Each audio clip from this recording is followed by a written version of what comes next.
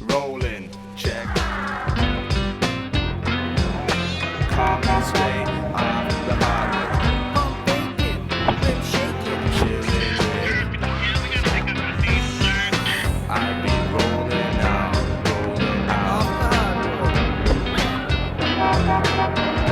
off the hardwood, straight.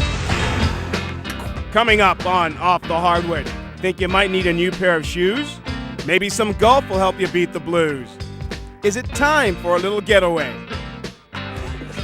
Possibly a laugh will make your day. Well, stick around. We've got the best of OTH.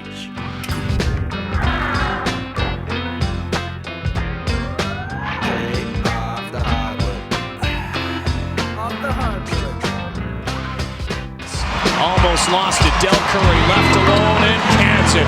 Three-pointer from Dell Curry. Welcome back to Off the Hardwood. I'm Paul Jones, and we are here with the Curry clan today. And Dell, it wasn't always basketball. I understand that you were pretty fair at another sport too, involving our little round ball. Yeah, I played baseball. That was the first sport that I played. My dad was a big baseball guy, and he introduced that to me first. And I got drafted out of high school by Texas Rangers. I went to Virginia Tech with the understanding that I was going to play both. My freshman year, I came down with mononucleosis. The end of my basketball season, wasn't able to play. My sophomore year, I went to the Olympic trials and missed the season. I played my junior year, was 6-1. The game I lost, I threw a bunted ball into the parking lot, lost 3-2.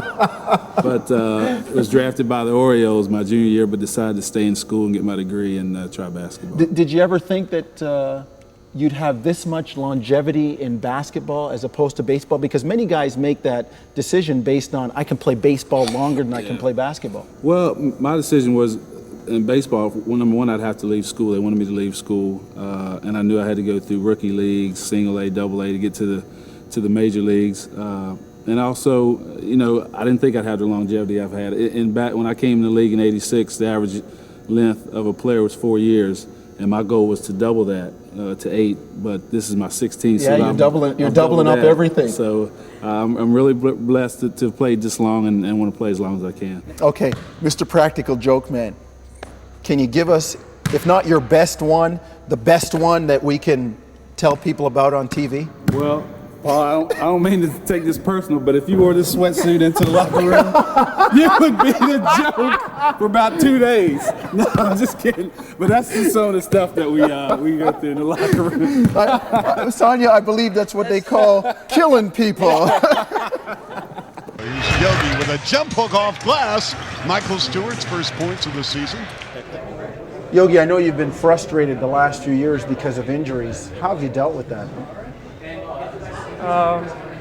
Well, I think the toughest part about it is, I've never been the guy who doesn't earn everything he gets, and I don't know. I guess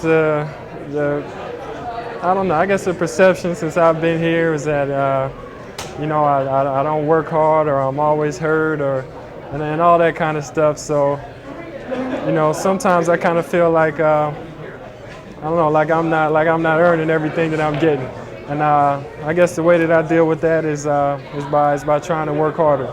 It's been tough. Past couple years, I came in hurt both years. I got hurt in the summertime, came in and missed camp, so that set me back. Lenny, got his rotation set already, and it's tough to break in there. He likes playing certain guys that come to camp and show what they can do, and past couple years I missed camp, so it's been tough for me. Yogi, it's got to be good to know that you're part of a winning team, though, and this team has the potential, at least anyway, to win the East or maybe go all the way. How do you feel about that? Well, that definitely makes it easier.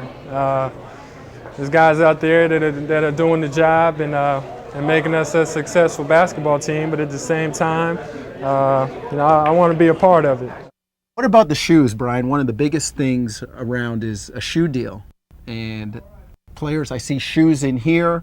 There are shoes, are the shoes kept in another room? We've got a whole other room, again, that resembles sort of the back of a Foot Locker, a shoe store, where we keep all kinds of shoes on hand. Every player's got his sort of likes, dislikes. He wants to try something. along as well as the whole range of sizes. So we keep that. There isn't room in here for the numbers of shoes we keep. Brian, who's responsible for coordinating some of that? The guys decide they're going to wear black shoes or white shoes. How much does that impact on what you and Kevin do? It's definitely a team vote. Start of the year, we've gotten on this trend the last few years where we're wearing black shoes on the road, white shoes at home. And it does create a lot more work, but the guys like the feel, they like the look of it. So it's just a matter of Kevin and I being sure that we've got enough of each supply on hand. And it's just a team vote if they want to wear black at home or black throughout the playoffs, that kind of thing. It's whatever mental edge they can use. You know, these kids are 18 years old or 17, 18, 19 years old, and that's young. And you think about putting yourself in a position where all of a sudden you got a lot of money, you're totally in charge of your life. People expect you to be self-motivated to improve your game. This is not college. They don't teach the game of basketball very often or very well in the pros. And it's really a whole different lifestyle, and it's something that these guys have to adjust to. A lot of them haven't done their laundry. A lot of them haven't done the things that just maintain, organize their eating schedules. There are little things like that that take a lot. Are you helping the rookie with that? I mean, you got a family, you're a dad. How about this guy? Is he getting a little bit of help from somebody with that? Yeah, I'm taking care of him. I'm trying to teach him the road, show him a few good restaurants on the road, making sure he gets out. He still doesn't eat breakfast, but I'm working on that.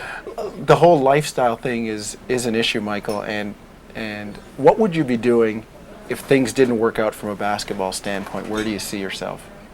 I probably would have maybe gone into secondary education and maybe taught grade school kids. My brother's into that, and I've always enjoyed watching him and how he interacts with younger kids, and I probably would have followed somewhere in those footsteps. Eric, what about you? What if basketball didn't enter your life after Carolina? I think I would have pursued a law career.